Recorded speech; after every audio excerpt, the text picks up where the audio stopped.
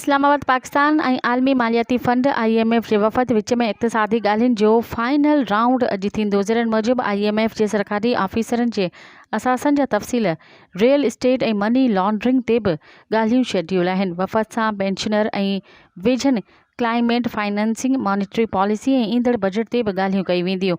ज़रनि ॿुधायो त IMF वफ़द सूबनि सां गॾु fiscal operation debt community scheme ते ॻाल्हियूं कंदो। वफ़द मुआशी टीम सां health and education spending revenue क़दमनि ते ॻाल्हियूं कंदो। ज़रनि ॿुधायो त पाकिस्तान ऐं IMF विच में फॉरेक्स मार्केट बजट प्रोसेस में तब्दीलियूं ऐं जाती रिफॉर्मर्स ते बि ॻाल्हियूं शेड्यूल आहिनि।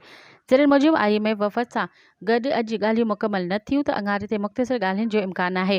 वफ़द अञा ताईं एक्सटर्नल फाइनेंसिंग जे रोड मैप ते अदम इत्मीनान ज़ाहिर कयो आहे, जॾहिं त इदारे जाती इस्लाहात जो प्रोसेस सुस्त थियण ते अदम इत्मीनान जो इज़हार कयो वियो आहे।